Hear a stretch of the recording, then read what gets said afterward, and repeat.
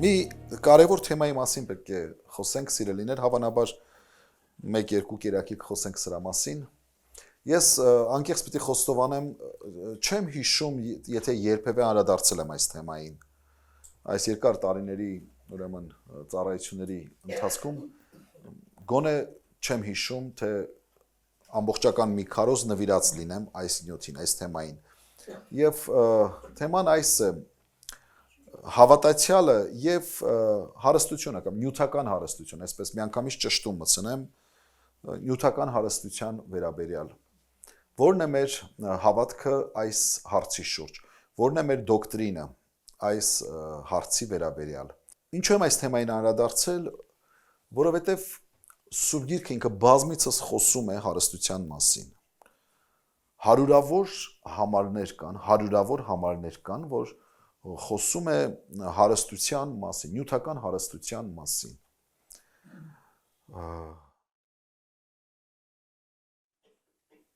Եվ այս վերջերս ընդամենը 1 շաբաթ, 2 շաբաթ առաջ աշխարհի 800 քրիստոնեական ճանաչված այսպես առաջնորդներ հավաքվել էին, եթե չեմ սխալվում, Կորեայում, Հարավային Կորեայում, մեծ սիմպոզիումի, մեծ այդպես սեմինար, կոնֆերանսի, եւ այնտեղ տարբեր հարցերի շրջանակում նաեւ ներկայացվեց մի գիրք Աստվածաշունչը, նույն Աստվածաշունչը, բայց մեկ այլ վերնագրմամբ Աստվածաշունչը որպես բիզնեսի դասագիրք, այսպես։ Եվ այդ գրքի վերամշակողը ինքը ասում է, որ Աստվածաշունչը բիզնեսի մասին է։ Եվ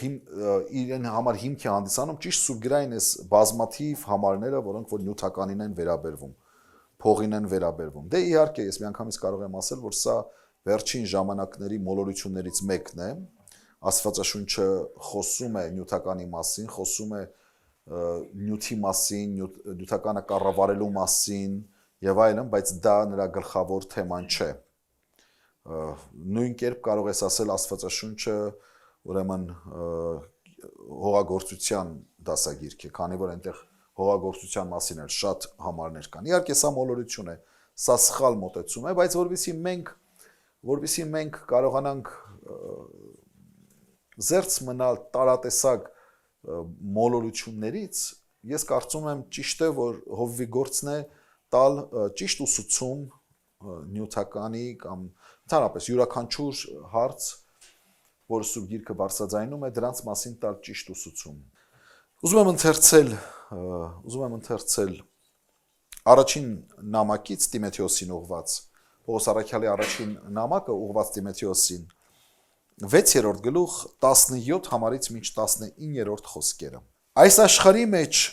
հարուստ եղողներին պատվեր տուր, որ չհպարտանան եւ անստույգ հարստության վրա հույսերնին չդնեն, հապա կենթանի Աստծո վրա, որ ամեն բան մեզ առատորեն կուտա վայելելու։ Բարիք գործեն, բարի գործերով հարստանան, առատաձեռն եւ ուրիշին պիտույքներուն հաղորդակից ըլլան, հանդերձյալին համար կարենան անձին բարի հիմք դնել, որպեսզի հավիտենական կյանքը ձեռք ձգեն։ Ամեն։ Կարճ աղոթ կանենք։ Պաշտելի Սուրբ Հայր, խոնարհած սրտով գալիս ենք քո գահի առաջ, ով Հայր, եւ խնդրում քո առաջնորդությունով Տեր այս պատգամի ընթացքում, քանի որ չենք ուզում խոսել որևէ մեկ մարդկային խոսք, մարդկային բառ, մարդկային խորհուրդ, քանզի այն ունայնություն է ով Տեր, այլ մեր փափագն ու աղերսն է քեզ Տեր, որ դու մաքրագործես, սրբագործես եւ արժանի անես ով Տեր Աստված, քո պատգամը, քո խոսքերը փոխանցել Տեր քո զավակներին ամենքիս, որովհետեւ Տեր նրանով առաջնորդվենք ով Հայր եւ ոչ թե մարդկային իմաստությամբ։ Սուրբ Հոգուդ ներգործությունը խնդրում եմ Տեր ամենքիս կյանքերուն մեջ լինի Հիսուսի անունով, ամեն։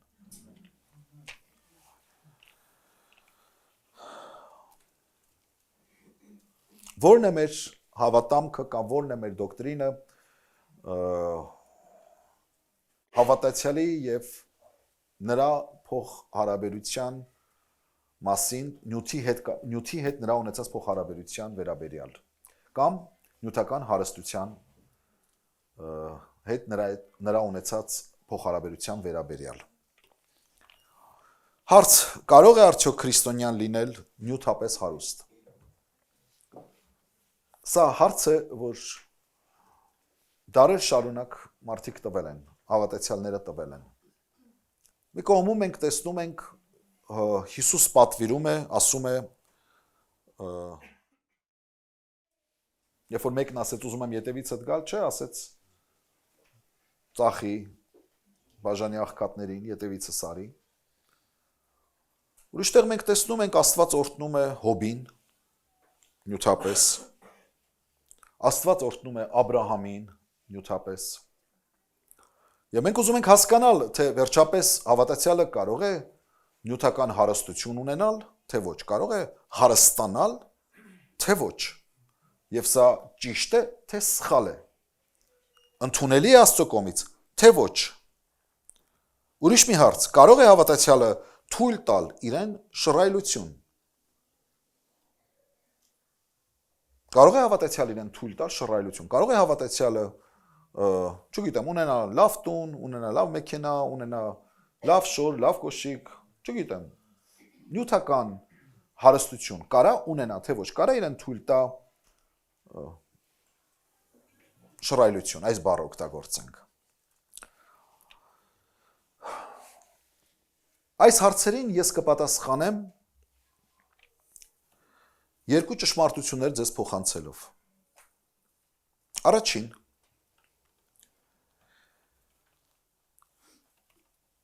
երբ խոսքը վերաբերվում է հարստության հանդեպ ունեցած մեր վերաբերմունքին, Աստվածաշունչը մեզ տալիս է կամ Աստծո խոսքը մեզ տալիս է պատվերներ։ Պատվերներ է տալիս։ Երբ խոսքը վերաբերվում է մեր ունեցվածքին եւ մեր ապրելակերպին, Աստվածաշունչը մեզ տալիս է սկզբունքներ։ Թե ինչ սկզբունքներով պետք է դու ապրես։ Երբ որ ունես նյութական հարստություն։ Չկա հոգևոր կամ քրիստոնեական, ուրեմն ստուգաթերթ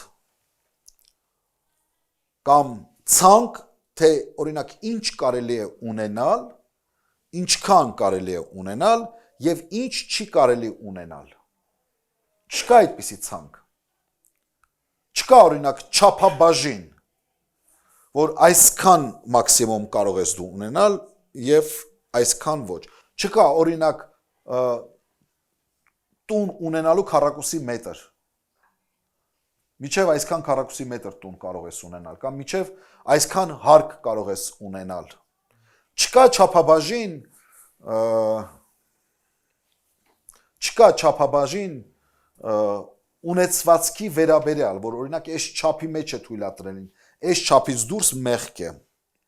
Չկա անուն, չկա բրենդ, չկա հարկերի քանակ, բայց կան պատվիրաններ եւ կան սկզբունքներ, որոնցով դու պետք է առաջնորդվես։ Կան հրահանգներ։ 17-րդ խոսքը մեր կարդացած հատվածի ասում է. այս աշխարհի մեջ հարուստ եղողներին պատվեր տուր եւ այլն։ Այդ պատվերի մեջ չկա օրինակ դադարեք հարստանալ կամ նվազեցրեք ձեր ունեցվածքը։ Նա չի դրժում հարուստ լինելու հանգամանքը, բայց տալիս է պատվերներ հարուստներին։ Հավանաբար այս խոսքը վերաբերվում է քրիստոնյա հարուստներին, որովհետև ժամանակին այս ժամանակ կային նաև քրիստոնյա մարդիկ, որոնք որ դարձել էին Տիրոջը, ապաշխարել էին, ընդունել էին Հիսուս Քրիստոսին եւ նյութապես հարուստ էին։ Եվ մենք տեսնում ենք, որ Աստվածաշունչը Պողոսի բերանով կամ մյուս առաքյալների բերանով տալիս է նրանց պատվերներ եւ տալիս է նրանց սկզբունքներ, ինչպես պետք է առաջնորդվեն, երբ նրանք տիրապետում են ինչ-որ նյութական որոշ ունեցվածքի։ Մենք պատմությունից գիտենք, որ այդ հարուստների շնորհիվ էր, որ հաճախ իրենց առատաձեռնության շնորհիվ նրանց ունեցվածքը նաև բաժանվում էր շատ աղքատների միջև։ Նրանք էին, որ բերում էին իրենց ունեցվածքը, դնում էին առաքյալների ոտքերի տակ եւ բաշխվում էր այն կարիքավորներին։ Պատմությունից մենք գիտենք, որ եկեղեցին հռոմեական կայսրությունում արդեն երկրորդ, երրորդ դարերում բավական կազմակերպված էր եւ բարեսիրական, բարեգործական ուրեմն ծառայություններ հենց առաջինը եկեղեցին էր մատուցում շատ կարիքավորների, հիվանդների եւ այլն եւ այլն։ Եվ ժամանակի եպիսկոպոսները տիրապետում էին այդ նյութական հարստություններին, որը որ համայնքն էր հավաքում եւ այդ նյութականը բաշխվում էր ըստ պետքի եւ ըստ կարիքի։ Եվ եղավ ժամանակ անգամ կայսրերից մեկը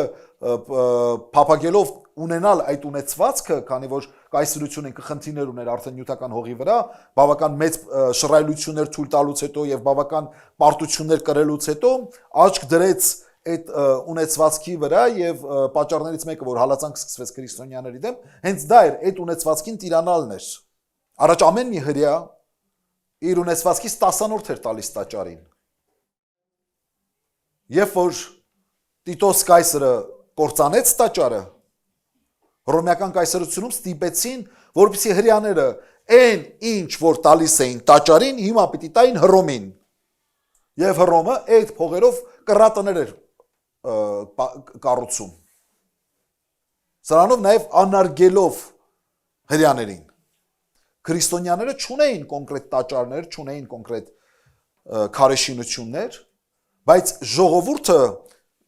նվիրատվություններ էր կատարում, ֆինանսներ էր բերում եկեղեցի եւ այն բաշխվում էր ըստ պետքի եւ ըստ կարիքի։ Եվ այսպիսով քրիստոնյաները բավական մեծ հարգանք էին վայելում հասարակության կողմից,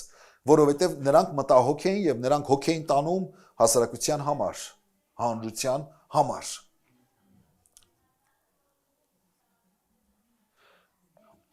Եվ այսպես 17-րդ խոսքում նա չի դրժում հարստությունը եւ չի ասում դադարեք հարստանալ կամ նվազեցրեք ձեր ունեցվածքը, այլ ասում է եթե դու հարուստ ես, ահա ինչ պետք է անես որպես քրիստոնյա։ Եվ Տիմոթեոսին ասում է պատվեր տուր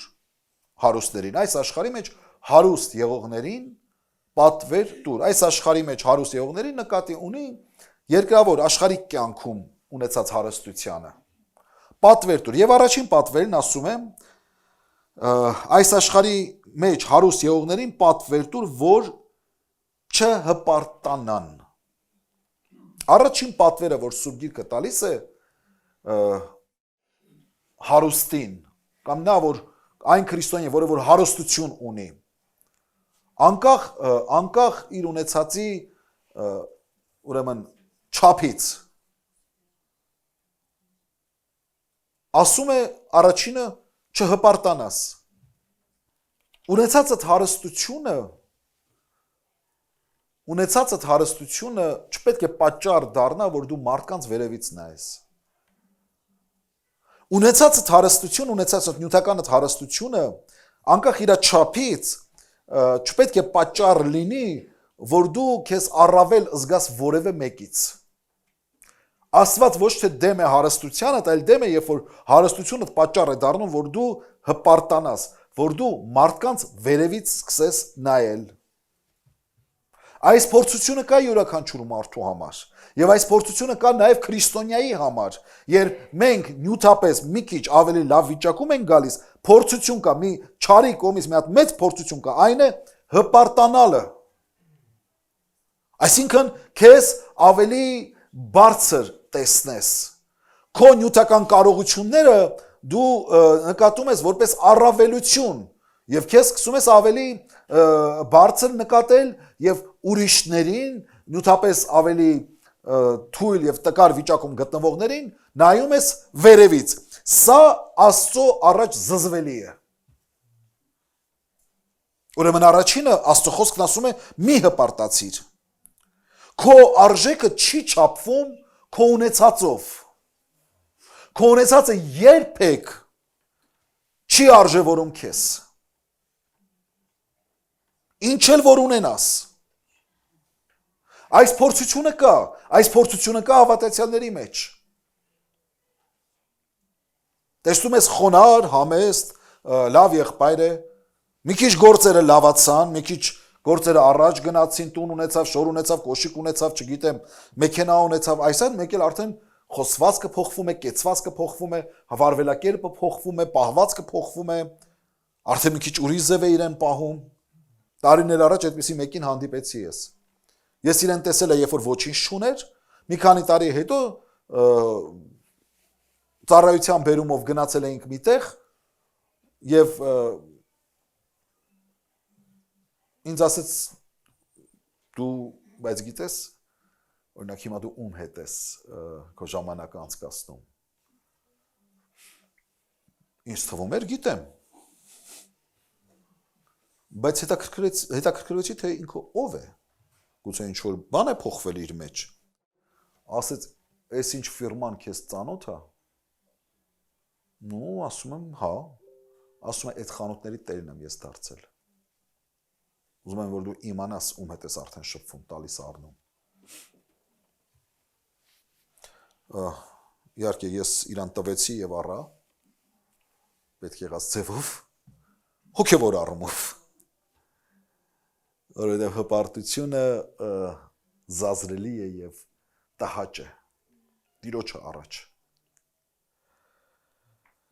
Կարդանք Սաղմոս 49 մեկից 12 համարներ Լսեցեք ասիկայով բոլոր ազգեր Ականջ դրեք աշխարհի բոլոր բնակիչներ Ռամիկներ ու ազնվականներ հարուստներ ու աղքատներ մեկտեղ Բերանս իմաստություն պիտի խոսի ու սրտիս խորհուրդները հանճար Իմ ականջս առակի պես պիտի ծռեմ հանելուկս քնարով պիտի լուծեմ ինչու վախենամ չար օրերի մեջ երբ դարանակալներուն անօրենությունը 4 կողմս կպատե Իրենց զորությանը ուրիշ թարգմանության մեջ ասում է իրենց հարստությանը իրենց զորությանը հուսացողներ են եւ իրենց հարստությանը շատությունովը հպարտացողներ են Հիմա լսեք մեկը բնավ չի կրնար փրկել իր եղբայրը Ոչ ալ անոր փրկանքը Աստծո հատուցանել Քանզի սուղ է անոնց անձին փրկության գինը Երբեք կարելի չէ գոհացնել որպեսզի ապրի հավիտյան ու ապականություն չտեսնե Վասնզի կտեսնե թե իմաստունները կմեռնեն հիմարը ու անխելքը մեկտեղ կկորսվեն ու իրենց ստացվածքները ուրիշներին կթողնեն Անոնք կկարծեն թե իրենց տուները հավիտյան պիտի մնա ու իրենց բնակարանները ազգե միջև ազգ երկիրները իրենց անուններով կկոչեն Հիմա լսեք բայց մարդը պատվի մեջ չի մնար անասունների նման է որոնք կկորսվեն ամեն Հպարտությունը պատվազրկում է հարուստին Եվ շատ պարզ Սուրբ Գիրքը մատուցում է մեզ, Աստծո խոսքը մատուցում է մեզ հպարտության սին եւ ունայն լինելու մասին վերաբերյալ Երբ մեկը ապավինում է իր հարստությանը Երբ մեկը հպարտանում է իր հարստությամբ Սուրբ Գիրքը շատ պարզ բան է ասում որ դու քո հարստությամբ Քո ամենահարազատ մարդուն քո եղբորը դու չես կարող փրկել Եվ չես կարող նրա համար հատուցում տաս Աստծուն չի լինի չես կարող Քո հարստությամբ կարող ես տուն ունենաս, շոր ունենաս, կոշիկ ունենաս, չգիտեմ, մեքենաներ ունենալ, Քո հարստությամբ դու կարող ես անգամ երկրները քո անունով կոչել, ինչպես Սուրբ Գիրքն է ասում, բայց տարական եղբորդ փրկագինը չես կարող տալ Աստծո առաջ։ Ուստի հպարտանալ հարստությամբ դա անմտություն է եւ հիմարություն է։ Նրանք, որ վերևից են նայում մարդկանց, քանի որ ունեն ապրանքներ եւ հուսացած են իրենց ապրանքներին, բարձրանում են իրենց հարստությամբ, Աստծո խոսքը ասում է, որ դա հիմարություն է պարզապես, անմտություն է։ Երբ օրը գա, չես կարողանալու անգամ եղբորդ փրկել քո հարստությամբ։ Նաև Աստծո խոսքն ասում է, որ բոլորն են մեռնում։ Իմաստունն էլ է մեռնում, հանճարն էլ է մեռնում, հիմարն էլ է մեռնում, տգետն էլ է մեռնում, առողջն էլ է մեռնում, հիվանդն էլ է մեռնում, աղքատն էլ է մեռնում, հարուստն էլ է մեռնում։ Ուստի հպարտանալ հարստությամբ, երբ դու սովորական մահկանացու ես եւ քեզ համար նույնպես սահմանված է մեկ անգամ մեռնել, դա պարզապես հիմարություն է։ Աստված ոչ թե դեմ է քո հարուստ լինելուն, այլ Աստված դեմ է, երբ դու քո հարստությամբ հպարտանում ես, երբ քիթդ բարձրանում է վերև, եւ մարդկանց սկսում ես վերևից նայել, երբ դիմացիները դառնում են քեզ համար ստրուկներ եւ ճորտեր, երբ դու նրանց նայում ես որպես աստիճան վեր բարձրանալու, սա պարզապես հիմարություն է։ Մի հպարտացիր հարստությամբդ, այլ փորձիր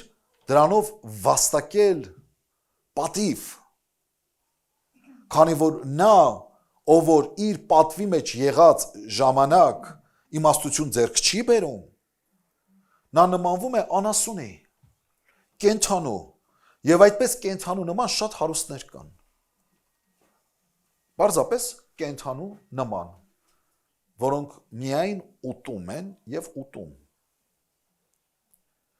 Եվ իրենց հպարտությունը կուրացրել է իրենց, եւ նրանք կորցրել են իրենց մարդկային որակները։ Աստված սրան է դեմ։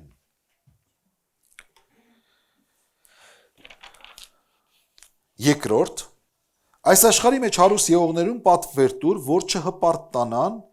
եւ անստույգ հարստության վրա հույսերին չդնեն։ Երկրորդ պատվերը, որ Տերը տալիս է հարուստներին, ասում է. հույսդ հարստության վրա մի դիր։ Առաջին, մի հպարտացիր, երկրորդ, հույսդ հարստության վրա մի դիր։ Հարստությունը անստույգ արժեք է, ինչպես առաքյալն է օգտագործում այդ խոսքը, չէ, ասում է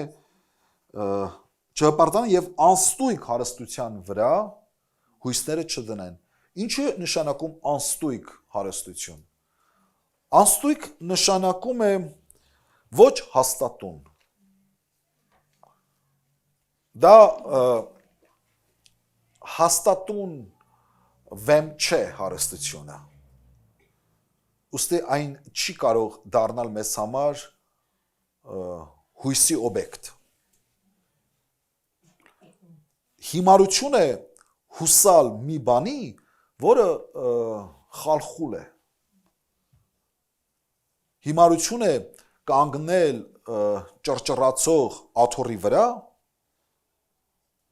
խալխուլ աթոռի վրա եւ հույս ունենալ, որ դու չես ընկնի։ Հարստությունը անկախ իր մեծ չափերից նա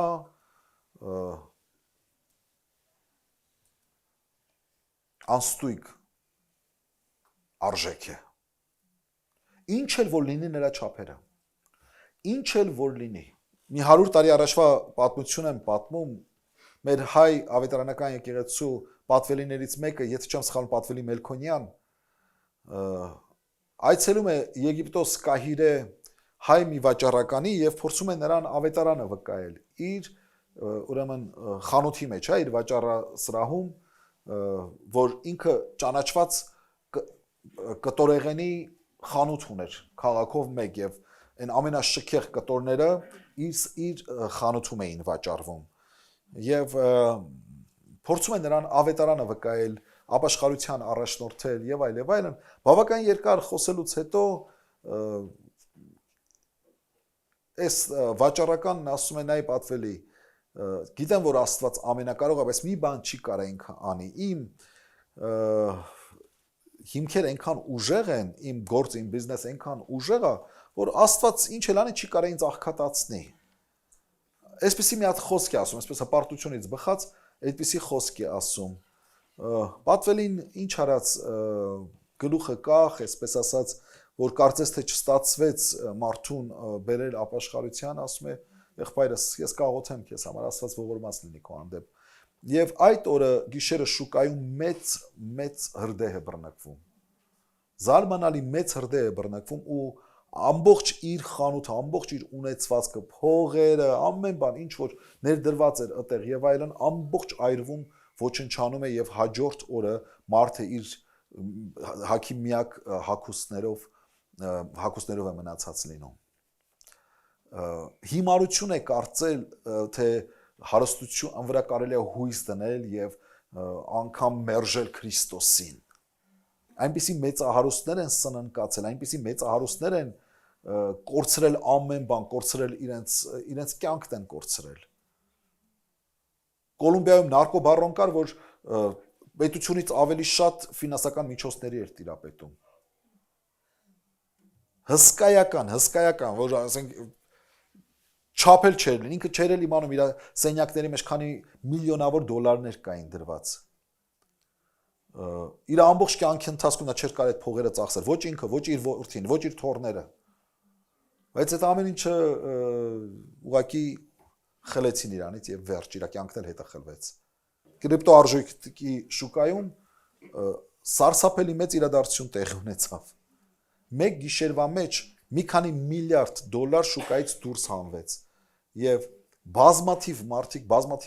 որոնք որ իրենց մեծահարուստ էին կարծում ունենալով այդ կրիպտո արժույթը ուղղակի ոչնչացավ եւ ոմանք էլ ինքնասպանություն գործեցին։ Հուսալ այս անստույգ հարստությանը սա պարզապես հիմարություն է։ Աստծո խոսքն ասում է Առակաց 11-րդ գլուխ 28-րդ համարի մեջ, Առակաց 11:28-ն ասում է. իր հարստության վրա հույս դնողը պիտի ընկնի, բայց արդարները կանաչ տերևի պես պիտի ծաղկեն։ Այստեղ համեմատական է անում հարստության վրա հույս դնողի վիճակը ինչ է լինելու եւ արդարության վրա հույս դնողի վիճակը ինչ է լինելու։ Նյութական հարստության վրա հույս դնողը պետք է ընկնի, ուշ թե շուտ նա ընկնելու է։ Եթե իր հույսը դրել է նյութական հարստության վրա։ Բայց արդարությունը հարստություն համարողը, Աստծո առաջ ուղիղ եւ մաքուր կյանքը հարստություն համարողը, նա ասում է պիտի ծաղկի։ Սա չի նշանակում, եթե դու արդարության ճամփան ես ընտրել, հարստություն չես կարող ունենալ։ Բայց կապված է թե հույսդ ինչի վրա ես դրել, ինչի վրա է քո հույսը դրված։ Հարստության վրա հույս դնողը պետք է ընկնի։ Ինչու, որովհետև այն անստույգ վեմ է։ Անշարժ վեմ չի։ Բայց արդարությունը, Աստծո առաջ ուղիղ կյանքը մնայուն վեմ է, անշարժ վեմ է։ Ցավոք մարդկանց մեծամասնությունը իրենց հույսերը կապում են հենց փողի հետ, իրենց երջանկությունը, իրենց ապագան, իրենց ընտանիքի ապահովությունը, իրենց արտաքին հմայքը, ամեն ինչ կապում են փողի հետ։ Եվ ցավոք սրտի հանուն նյութականի իրենք շատ ավելի թանկ արժեքներ են զոհաբերում, շատ ավելի թանկ արժեքներ զոհաբերում են իրենց կյանքի թանկ ժամանակը, իրենց առողջությունն են զոհաբերում են իրենց զավակների հետ անցկացրած թանկ ժամանակը։ Մարդիկ կան շաբաթներով, ամիսներով, եթե ոչ տարիներով իրենց երեխեքին չեն տեսնում։ Մարդիկ կան փողի հետևից են գնացել ու իրենց երեխաների մեծանալը չտեսան։ Ինչ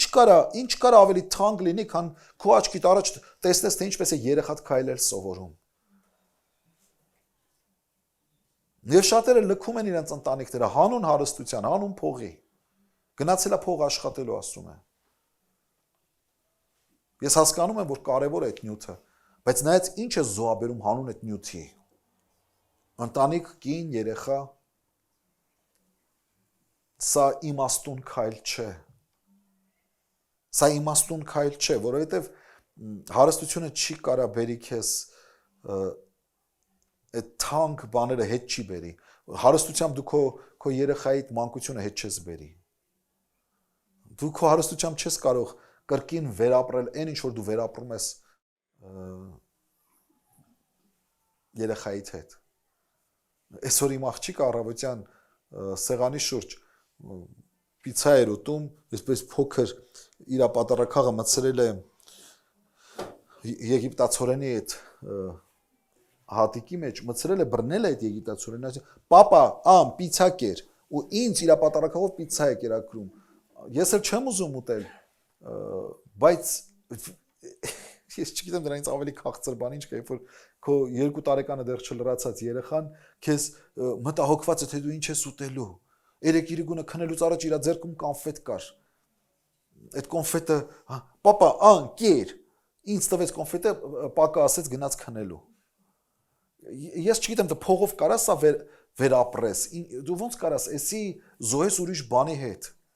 Ուրիշները, քանի որ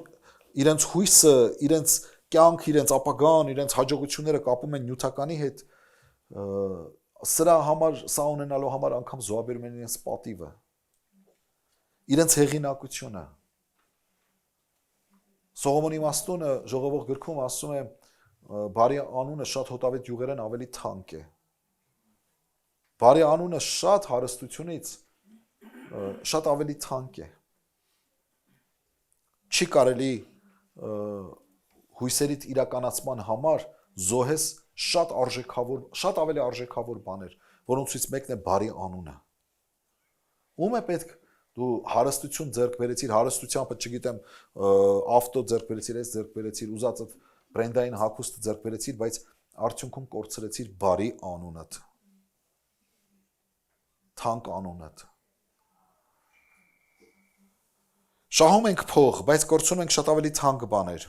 Ինչու, որովհետև մեր հույսերի իրականացումը կապում ենք հենց փողի հետ։ Ղուկաս 12, 19 և 20 համարները։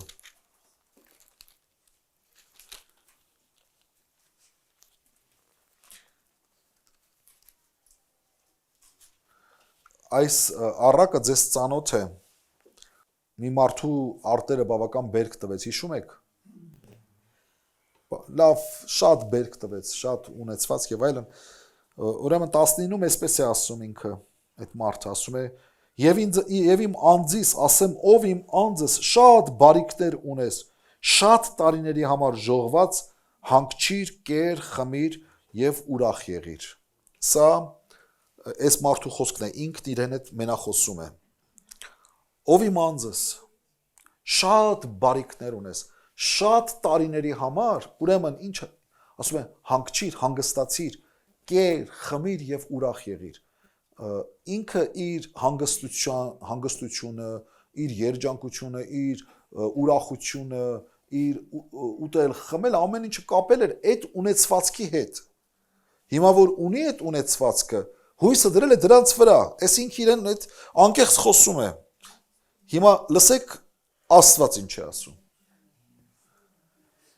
Բայց Աստված ասաց նրան անմիտ.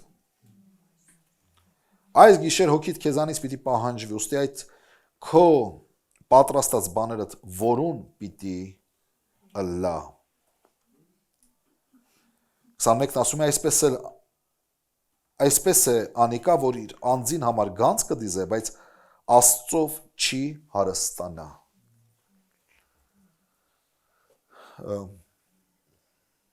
Մեր մարդկային գնահատականը դժվար թե լիներ այս մարդու համար անմիտ։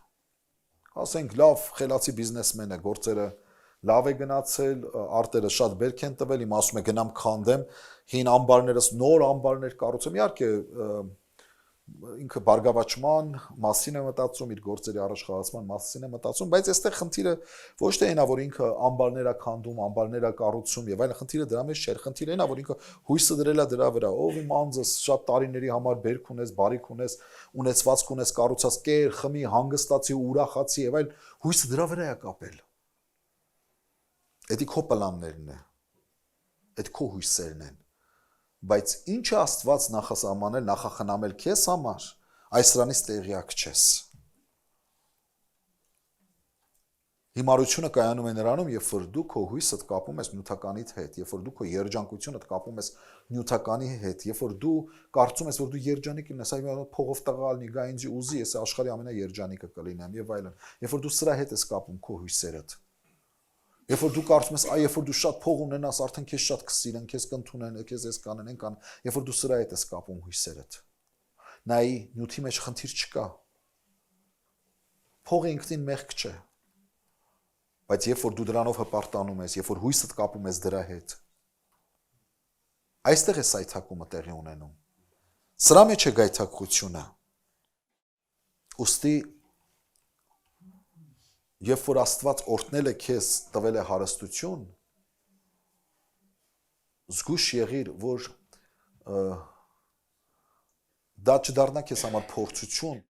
որ իրական հարստությունը մոռանաս ինչն է։ Այսպես էլ նրանք ասում են, ովքեր որ Աստծով չեն հարստանում։ Նյութապես հարուստ եղողը կարելի է հարուստ լինի, բայց միշտ պետք է հիշի, որ իրական հարստությունը Աստծով հարուստ լինելն է։ Աստծո մեջ լինելն է, Տերոջը ունենալն է, Տիրոջ առաջ խոնարհությամբ ապրելն է, նրան երկրպագելն է, նրան փառավորելն է։ Երրորդ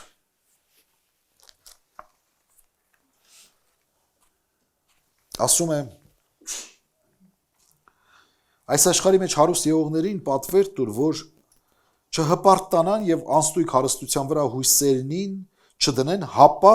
կենթանի Աստծո վրա, որ ամեն բան մեզ առատորեն կտա վայելելու, հապա կենթանի Աստծո վրա դնեն իրենց հույսը։ Ուստի հույսդ Աստծո վրա դիր, սա է Տիրոջը պատվերը։ Առաջին պատվերը որն է։ Մի հպարտացիր, երկրորդ պատվերը հույսդ հարստության վրա մի դիր, երրորդ պատվերը հույսդ Աստծո վրա դիր։ Սովորաբար հույսը Աստծո վրա դնում են նրանք, ովքեր որ հարստություն չունեն։ Սա ինչ որ միտեղ կարամ հասկանամ, բնական է, այսպես ասած, բայց երբ որ հարուստն է հույսը Աստծո վրա դնում, սա խոսում է, որ նա ունի իրական հարստությունը։ Նա ձեռք է բերել իրական հարստությունը, նա հասկանում է, որ նյութական հարստությունը անստույգ հարստություն է, իսկական հարստությունը Աստծո վրա հույս դնելն է, Աստված ունենալն է։ Երբեք հարստությունը պետք է Աստծո տեղը չգրավի, որովհետեւ նա չդառնա կուրք քո կյանքում։ Ինչին որ հուսացել ես, այն էլ քո կուրքն է կյանքում։ Հարստությունը վերածվում է կուրքի, երբ մեր հույսը դնում ենք նրա վրա, եւ տվողի փոխարեն տվածի վրա ենք հույս դնում։ Տվողի փոխարեն տվածի վրա ենք հույսը դնում։ Այստեղ է հիմարությունը, այստեղ է թաքնված շփոթությունը եւ այստեղ է մեր սայթակման բուն գլորման քարը։ Երբ մեր հույսը դնում ենք տվածի վրա, փոխարեն դնենք տվողի վրա։ Հինգտակարանում մի գեղեցիկ խոսք կա, որ ուզում եմ կարդալ, Եսայի 42:17 քանդակված կուրքերին ապավինողները եւ ձուլածո կուրքերուն դուք մեր աստվածներն եք ըսողները ետ պիտի դառնան ու պիտի ամաչեն։ Ձուլածո կուրքերը դրանք ինչպես իսրայելցիները ժամանակին, երբ որ Մովսեսը ուշացավ, հա, լեռները բարձրացրին, ինչ արեցին, իրենց ոսկիները բան հավաքեցին,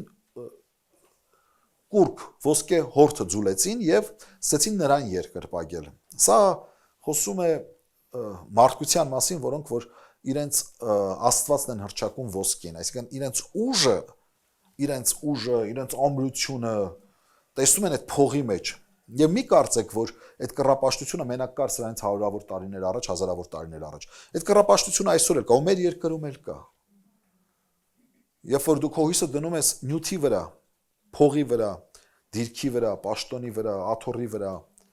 ոսկու վրա, այստեղ Աստծո խոսքն ասում է, որ ձուլածո կուրքերուն հուսացողները մի օր պիտի ամաչեն։ Ինչ է նշանակում ամաչեն։ Հուսախաբ են լինելու։ Անպայման հուսախաբ են լինելու։ Իսկ Աստծո խոսքն ասում է, Տիրոջը հուսացողը ամոթով չի մնա։ Ուստի իմաստությունը սրանում է, թե ում վրա ես հույսը դրել։ Ունեցվածքիդ, նյութական ունեցվածքիդ, թե Աստծույթ վրա։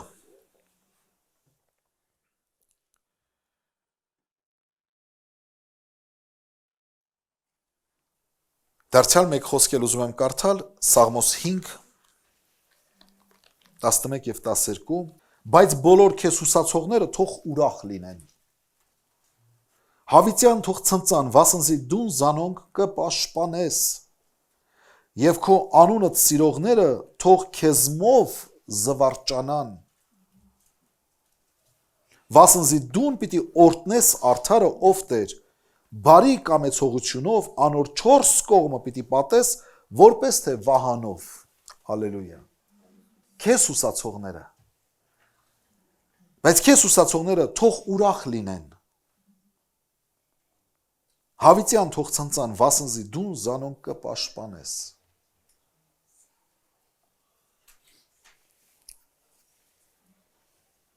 Նրանք, ովքեր որ հուսացել են իրենց փողին, իրենց կարողություններին, հավատացնում եմ ձեզ, նրանցից շատ-շատերը տառապում են դեպրեսիաներով։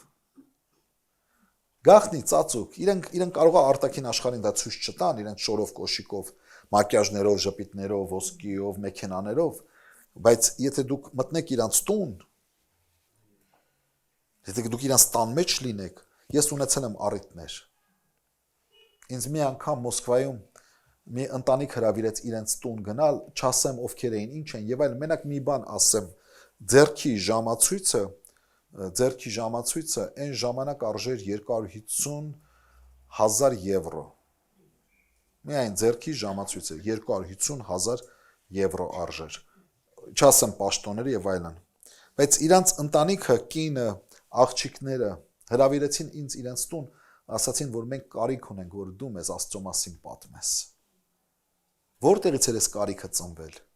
Այս կարիքը պարզ ծնվել էր, հետո ես իմացա իրանց տան խնդիրների մասին։ Արտաքուստ, բոլորը նրանց ասում են մագդու, բայց ներսը փտած։ Ինչու, որովհետև չկա իսկական ուրախությունը։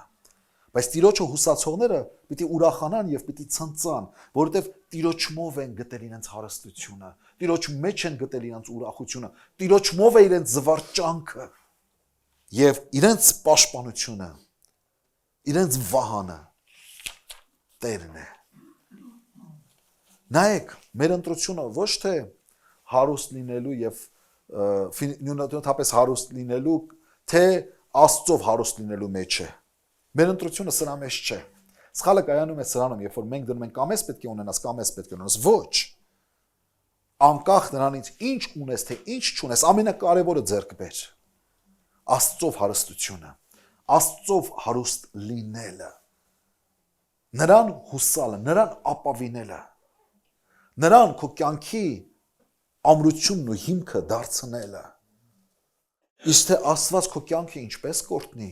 քո աշխատանքը ինչպես կորտնի, քո գործերդ ինչպես կընթանան, կարևորը դու ձեռք ես բերել մնայուն ու հավիտենական հարստությունը։ Իրական հարստությունը սրա մեջ է։ Տերը օրհնե մեզ իր անվան եւ փառքի համար։ Ամեն։